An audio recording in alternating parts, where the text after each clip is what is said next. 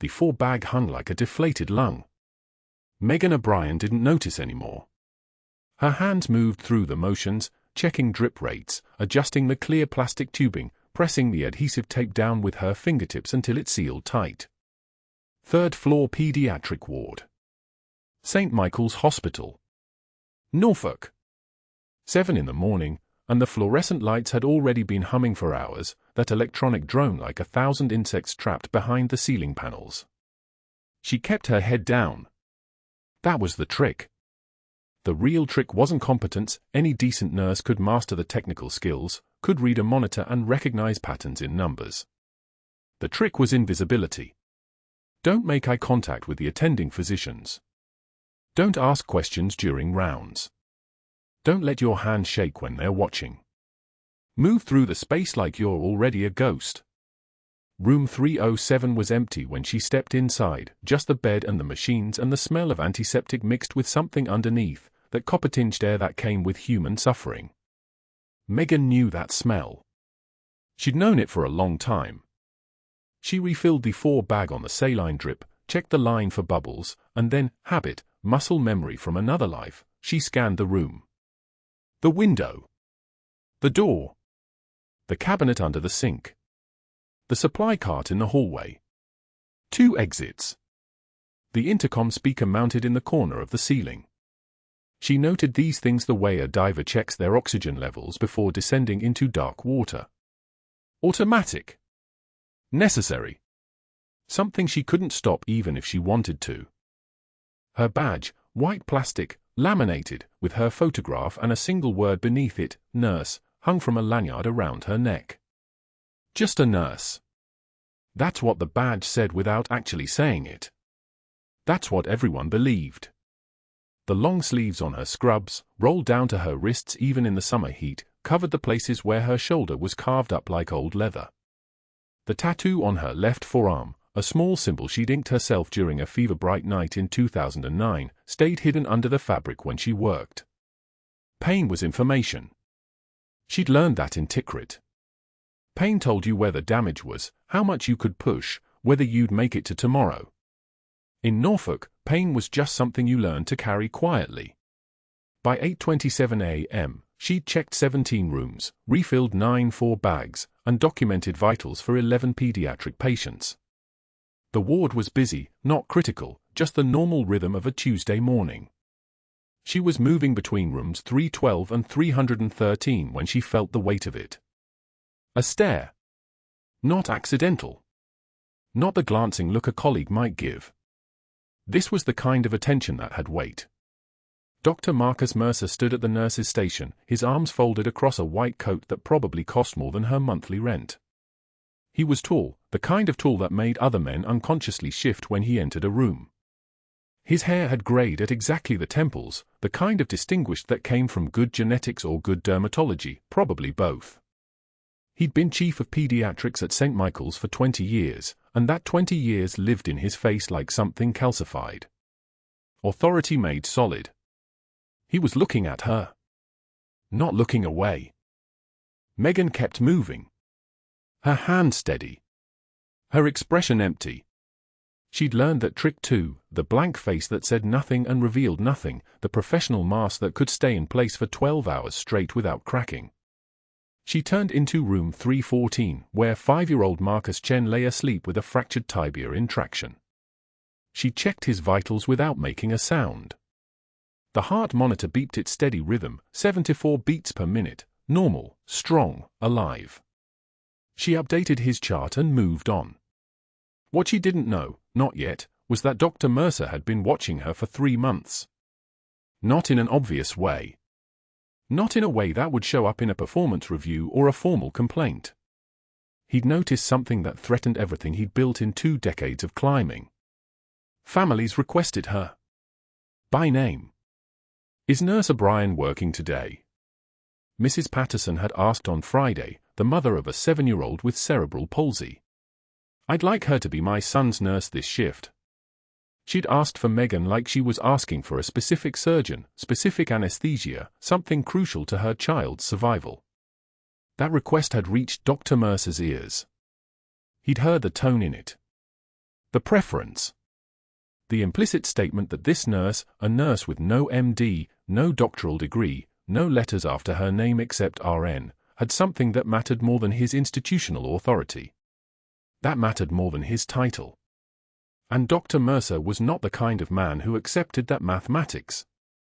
The break room was empty at 11:33 a.m. Megan sat with her lunch, a protein bar and a bottle of water, and pulled out the photograph. She'd stopped bringing it. Too visible. Too dangerous. But today she'd slipped it into her jacket pocket. The image was worn at the edges, creased from being folded and unfolded too many times. Corporal James Hayes, Dress Blues, that formal Marine portrait where everyone looked like they'd never smiled in their lives. His eyes were still alive in the photograph, though. That was the thing that got her. In the actual memory, Tikrit, 2009, the burning street, his blood turning the dust into something that looked like rust, his eyes had already been gone. But in the photograph, taken 2 years before, he was still there. He was still whole. She kept it because she had to keep it. Because forgetting was a form of murder too. The door to the break room opened at 11:36 a.m. 3 nurses, Jessica, Patricia, and Catherine, all solid practitioners, all women Megan had worked alongside for 2 years, stopped in the doorway. They saw her. They saw the photograph. And then they turned around and left. Jessica said something to Patricia that Megan didn't quite catch, but the laugh that followed had that particular quality of malice. The kind of laugh that wasn't really about anything funny. Megan put the photograph back in her pocket. She finished her water. She was back in room 307 by 11:02 a.m., checking the fall line on what would become the most important patient in her career. She didn't know that yet either. Commander Thomas Lawson and his wife, Sarah, arrived at 12:15 p.m.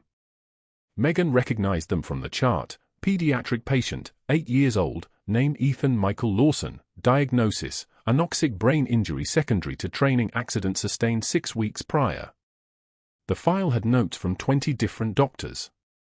20 different assessments, all pointing toward the same conclusion. The prognosis was written in their handwriting like a verdict. Irreversible. Progressive decline expected. No meaningful recovery anticipated. The chart used a word that never appeared in hospitals the same way twice: hopeless. Commander Lawson was the kind of man whose bearing preceded him into a room. Military carriage, that particular way of moving that came from years of chain of command, years of being the person responsible for other people's lives. His dress uniform was immaculate. His jaw was set like something carved from concrete.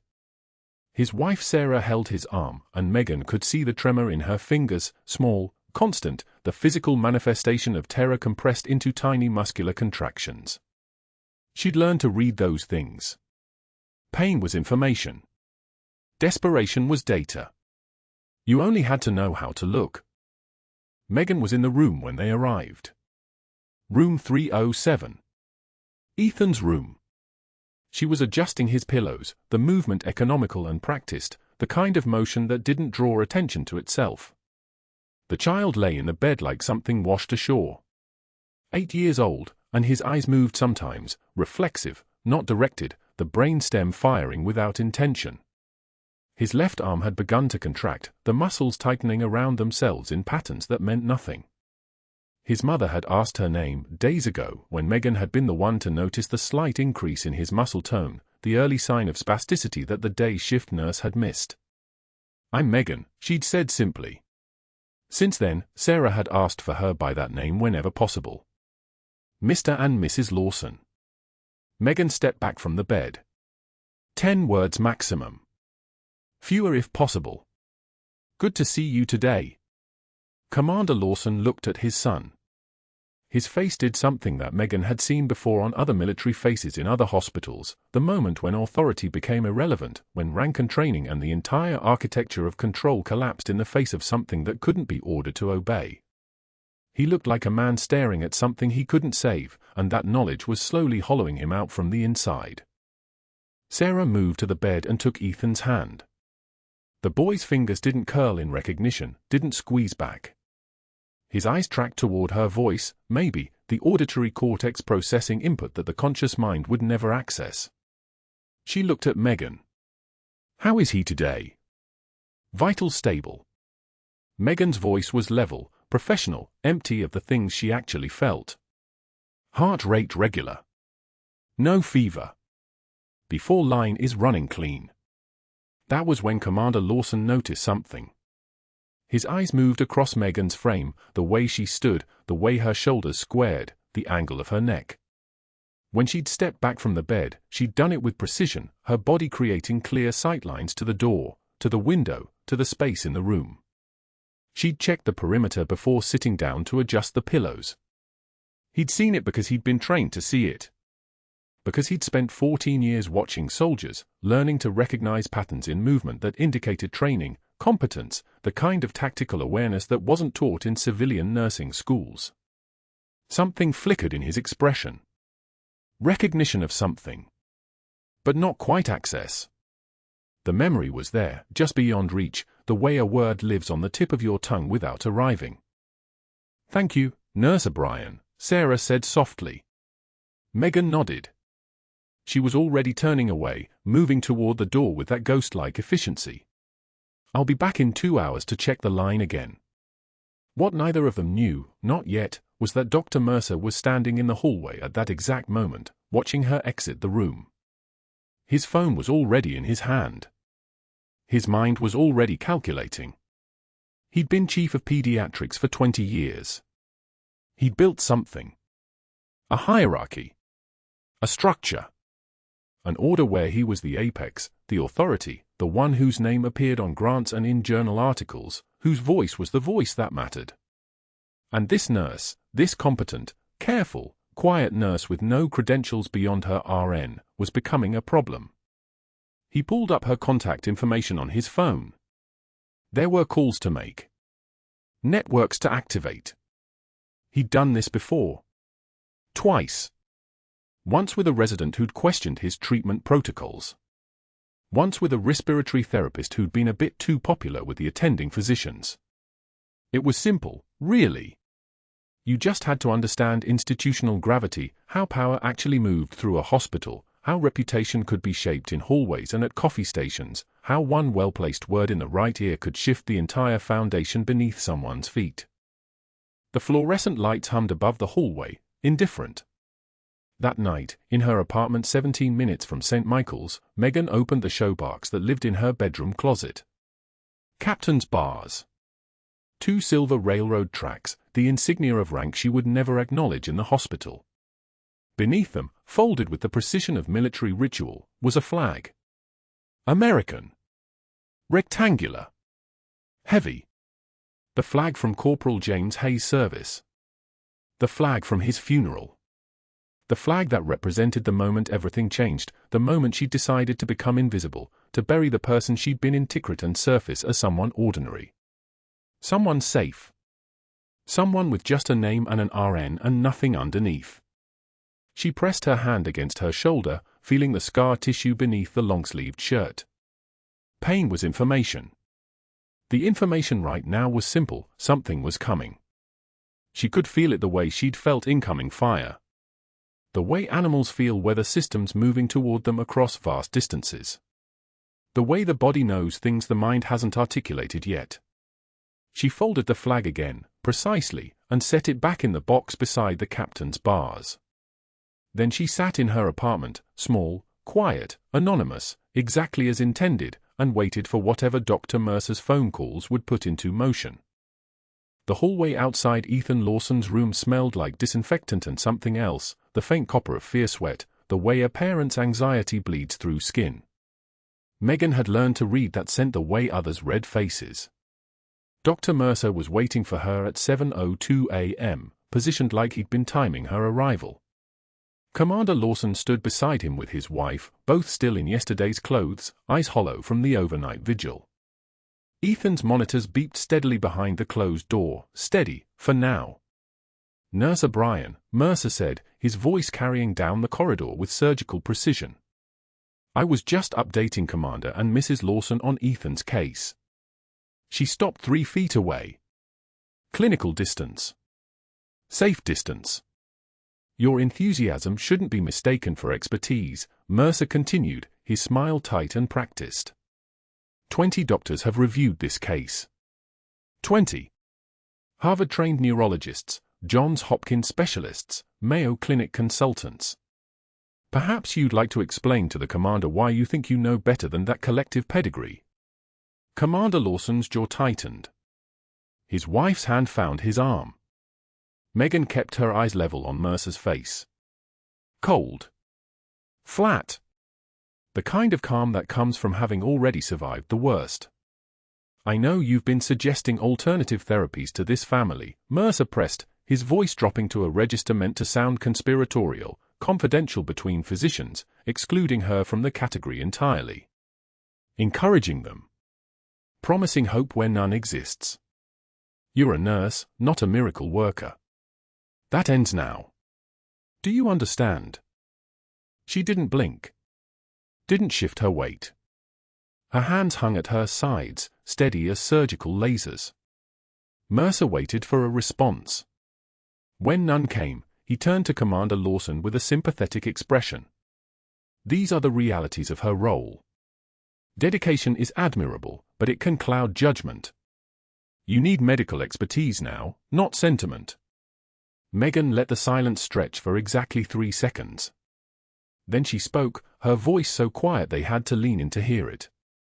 You're terrified that respect isn't something you can prescribe. She turned and walked away while Mercer's mouth opened and closed like a fish brought to the surface. His sputtering followed her down the hallway, something about insubordination, about knowing her place, about how he'd be documenting this interaction, but her boots had already found their rhythm on the tile floor. The break room at noon was a minefield she'd learned to navigate. She pushed through the door with her lunch tray, turkey sandwich, apple, water, and sat at the table by the window. The afternoon light was honest in a way that fluorescent panels never managed. 3 nurses were gathered by the refrigerator. They saw her, registered her presence, and moved in unison. Trays lifted. Conversations paused. They relocated to the far side of the room without a word, their backs forming a wall. One of them, Janet, who'd asked Megan for advice on her daughter's asthma just 2 weeks ago, spoke loudly enough to carry.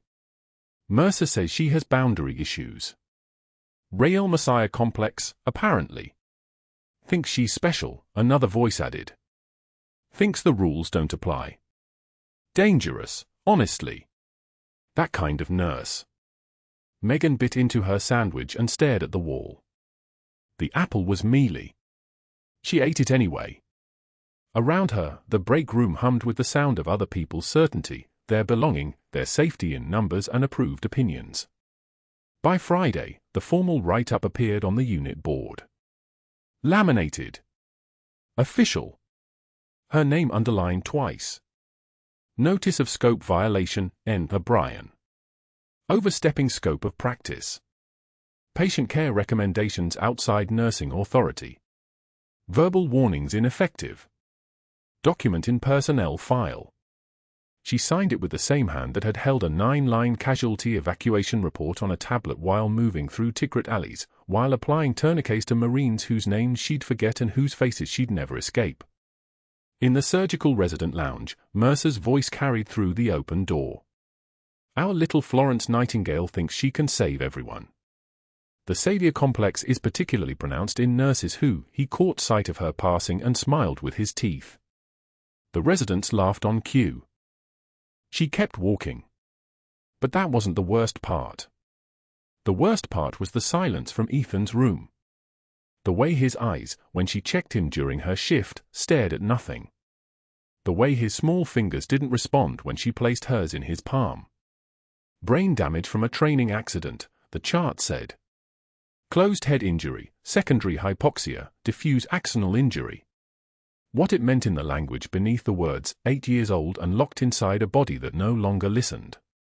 She knew that language. Had spoken it into a radio over hot wind and distant gunfire. Commander Lawson watched her from the hallway on Thursday, the way military people watch, taking inventory.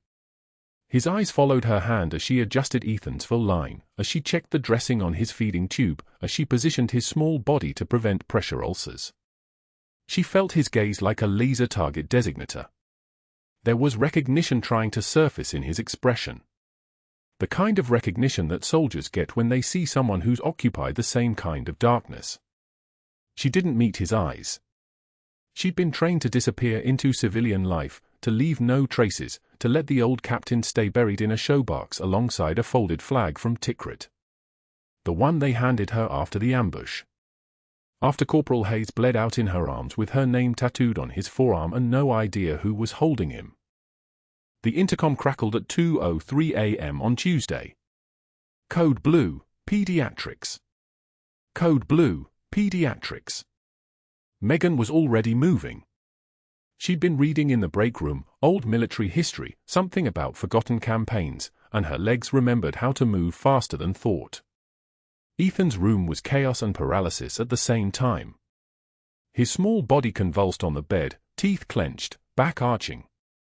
The on-call resident, a third-year named Chen who'd spent his nights studying and his days terrified, stood frozen with a syringe in one hand and protocol doubt in the other.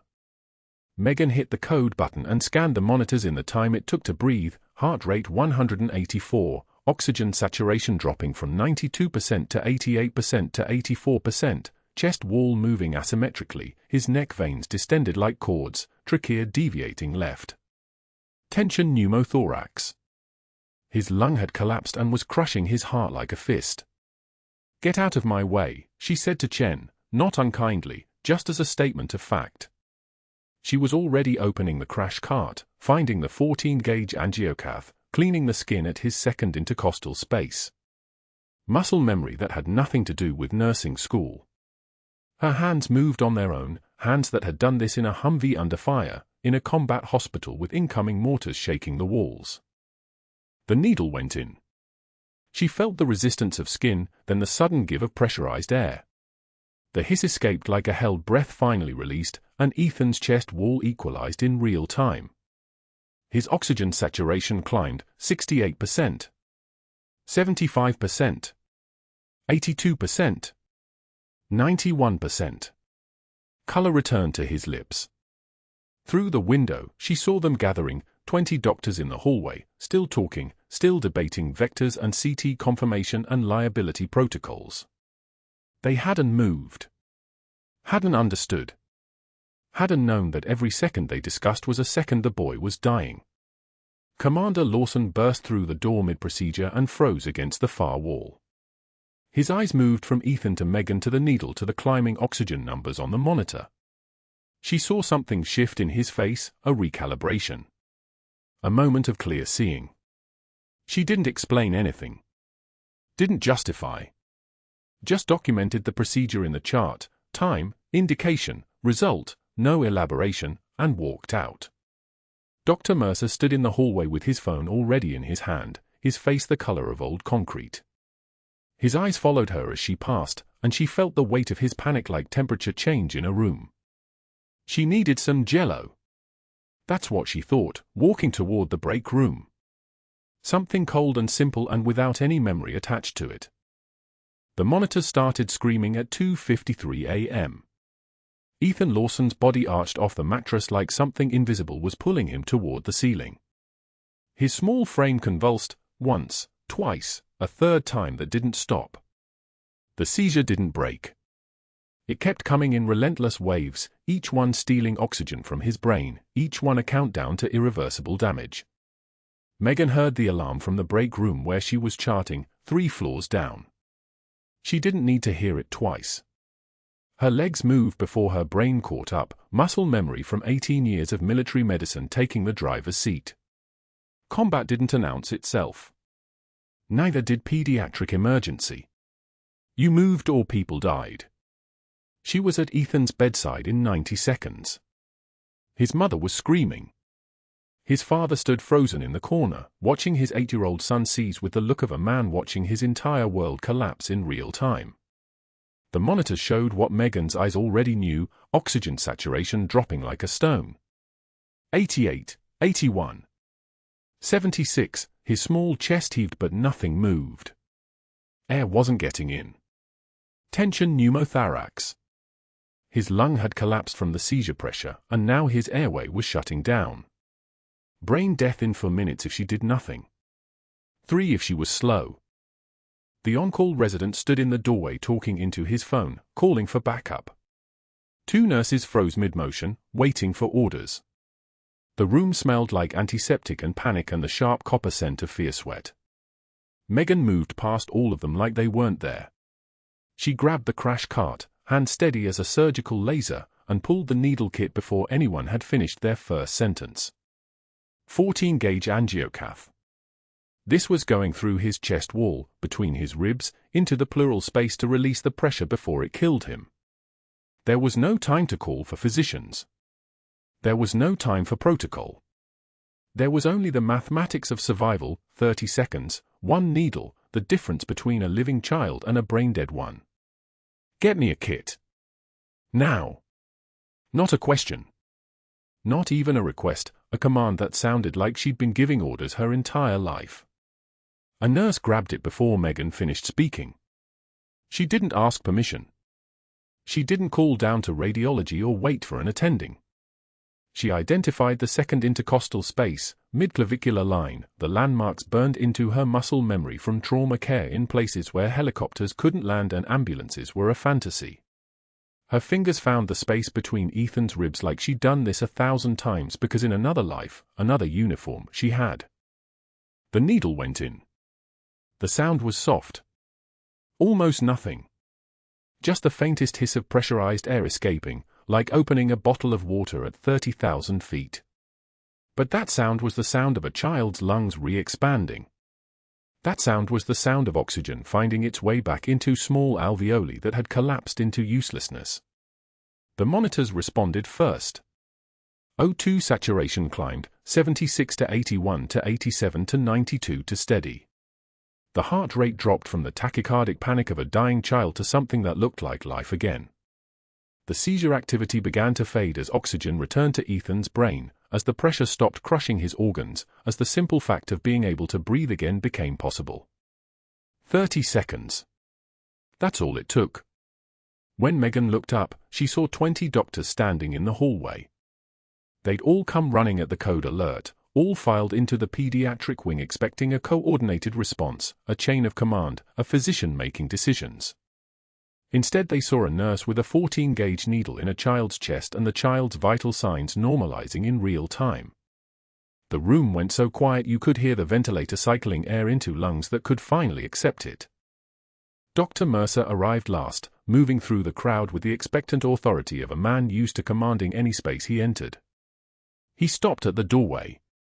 His eyes moved from Ethan's stabilizing monitors to the needle placement to Megan's hands, still steady, still ready for whatever came next. She hadn't stepped back. She hadn't apologized. She hadn't even looked at him. Her composure was a wall made of reinforced steel. What Mercer saw in that moment wasn't a nurse saving a child. What he saw was the immediate, undeniable destruction of the narrative he'd spent for hours constructing. 20 doctors had stood in this hallway debating whether to call for an external specialist, whether Ethan needed transfer to a larger facility, whether the risk of intervention outweighed the possibility of complications. 20 doctors with their diplomas and their academic credentials and their seats on hospital committees. And they were all still talking when Megan O'Brien had already moved. She diagnosed faster than them. She'd acted faster than them. She'd saved a life faster than them. And now Ethan Lawson was breathing. Commander Lawson moved to his son's bedside, tears streaming down his face, his hand finding Ethan's small shoulder. He didn't speak. He looked at Megan with the expression of a man who'd just watched someone pull his child back from the edge of the abyss. Recognition flickered behind his eyes, something almost familiar about the precise way she moved, the calm in her voice, the zero hesitation. But his son's eyes were still focused now, still present, and that was all that mattered. Mercer's jaw tightened. You could see it happen, the exact moment his mind shifted from confusion to calculation. He wasn't angry yet. Anger came later. Right now he was assessing the damage, running through the political and professional chess moves he'd need to activate. A nurse had just overstepped scope of practice in the most public way possible. She'd done a procedure reserved for physicians. She'd acted without a doctor's order. She'd saved a child's life in front of 20 witnesses, and that was a problem he would need to solve before it got worse. By 3 a.m., Mercer was in his office with his door locked and his phone pressed to his ear. He called the hospital board chairman, the same man he played golf with every other Saturday, the same man who'd backed his appointment as chief of pediatrics 20 years ago. "We have a liability issue," Mercer said, his voice low and measured. A nurse performed an invasive procedure without physician oversight.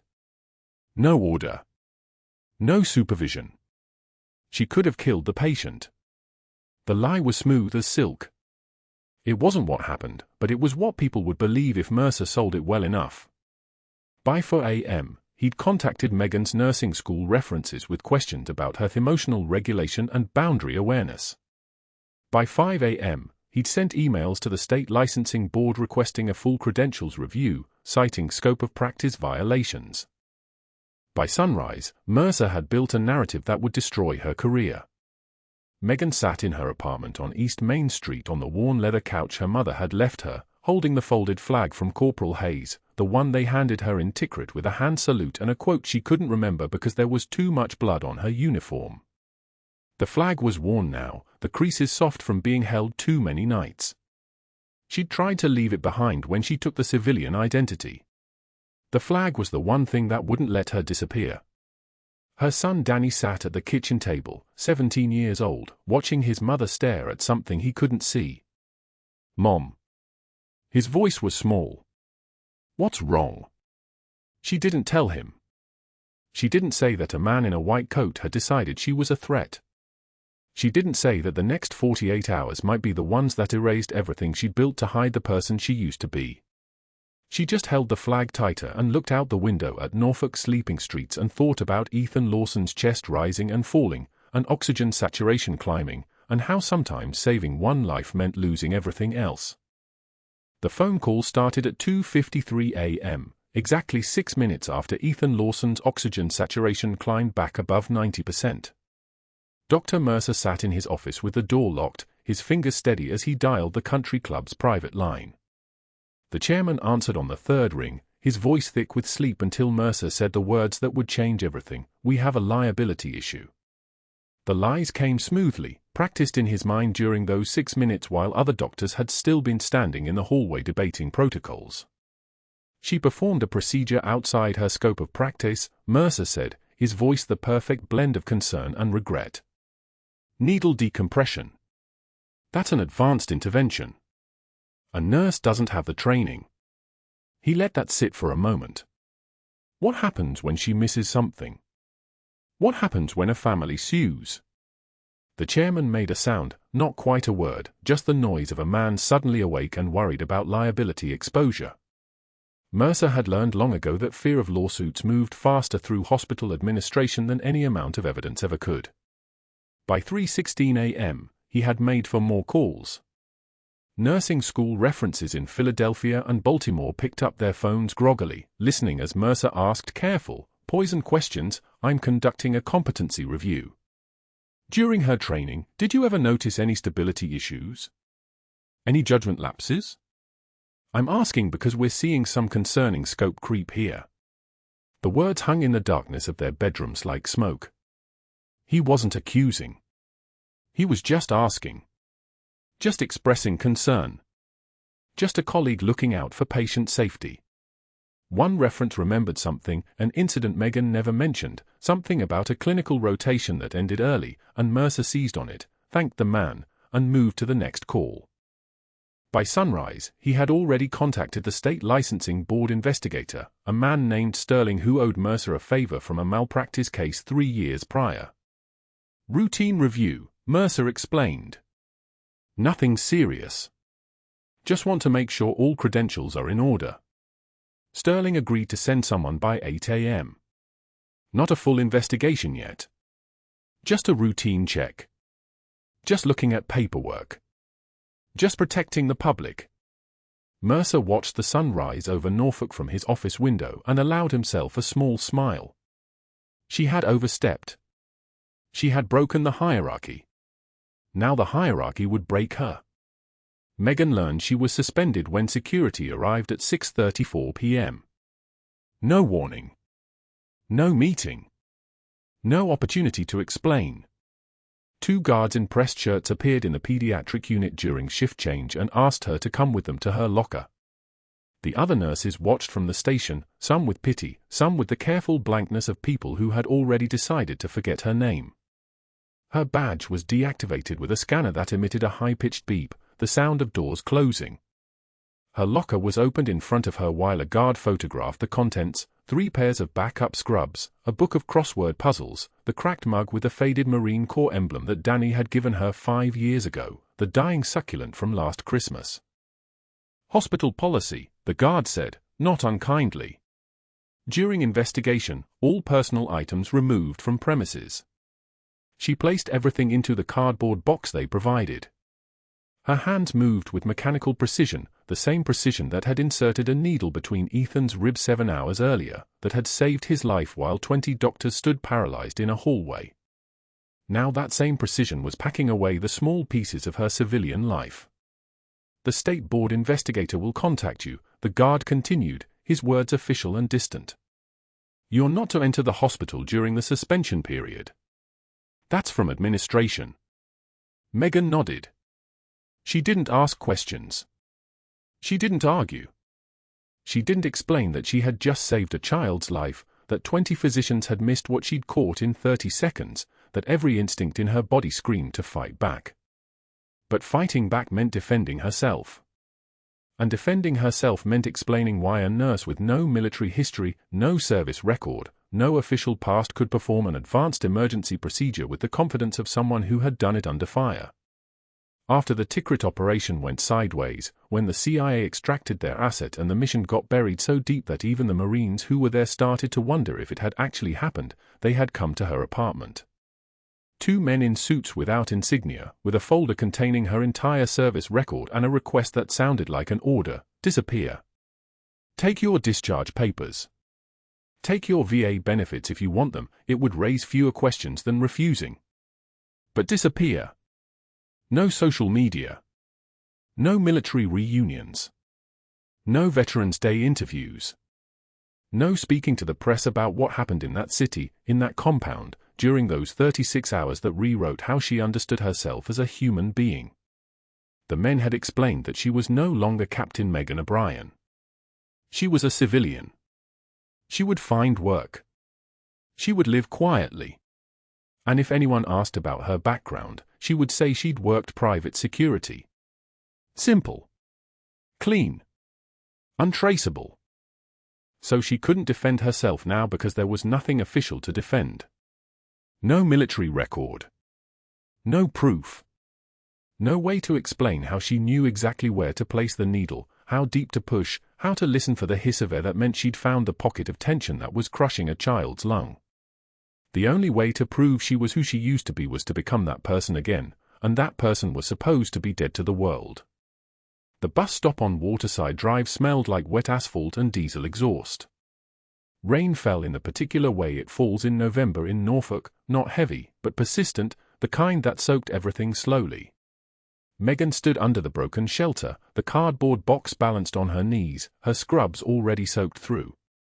Water dripped from her hair onto the folded flag tucked inside the box, the one they had handed her after Corporal Hayes bled out in her arms 3 miles outside Tikrit, after she'd carried him through hostile territory with a bullet in her shoulder, after she'd realized that some things you save never really survive.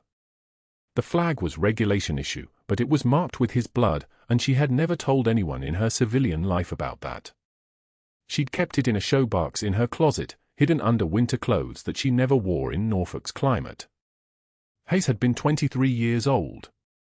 From Raleigh. He had a sister named Laura and he talked about her constantly, about how she was studying engineering, how he wanted to walk her down the aisle someday. Instead, he bled out with his head in Megan's lap, and she carried him anyway, because that's what Marines did.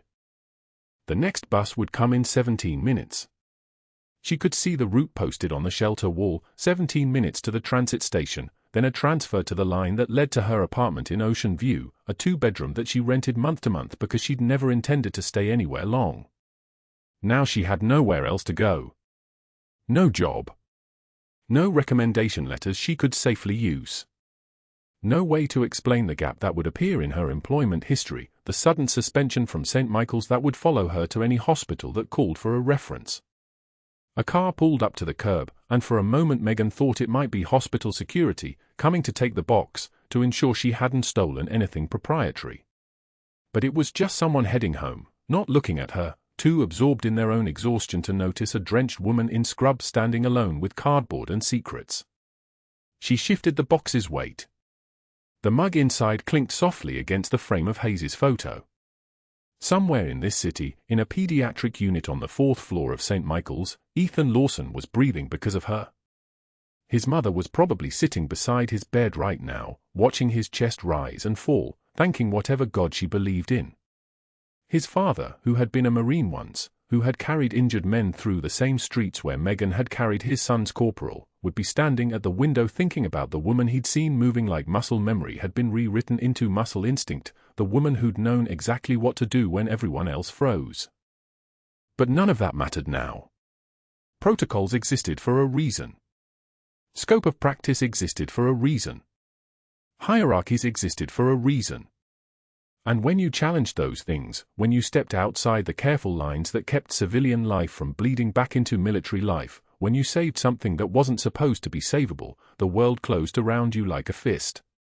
The bus appeared at the end of the block, its headlights cutting through the rain like searchlights. Megan picked up the cardboard box and stood. She didn't cry. She didn't shake. She simply waited, as she had waited through ambushes and evacuations and nights that lasted longer than time should allow. Waiting was something she knew how to do. Waiting was something every Marine learned the moment they signed up. You waited for orders. You waited for extraction. You waited for the moment when you could finally put down the weight you'd been carrying. The bus doors hissed open.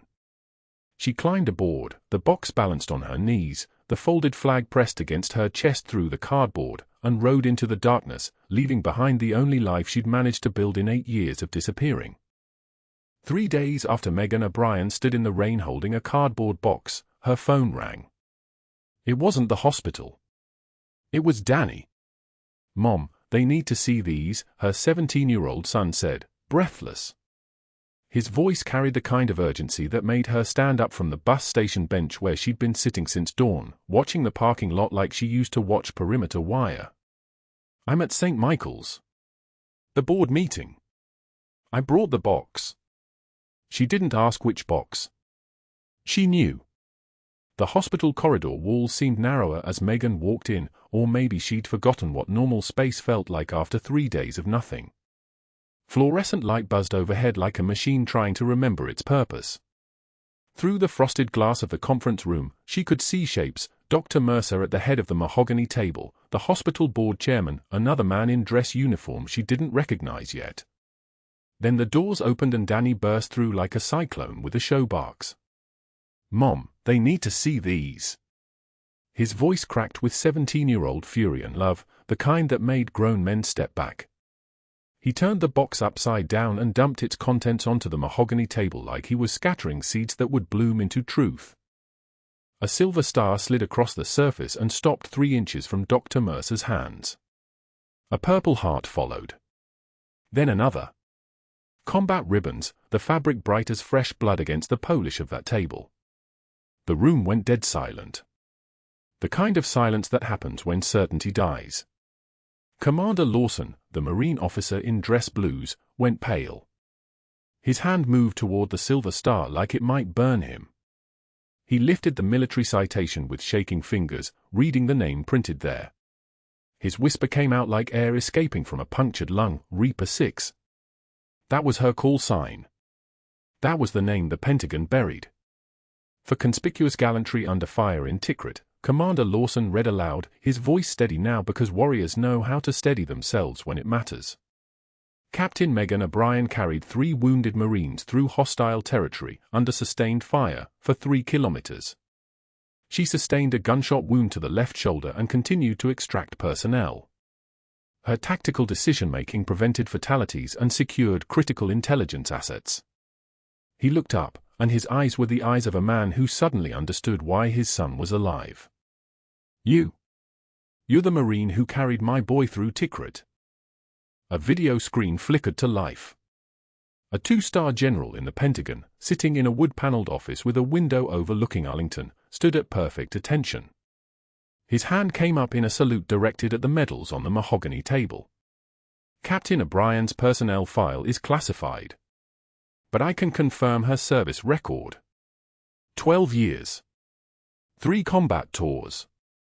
This soldier left active duty because the CIA filed a compartmentalized operations flag that required complete civilian integration.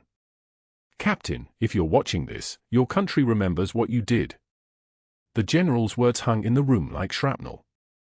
Dr. Mercer's voice climbed, desperate and sharp. This is absurd.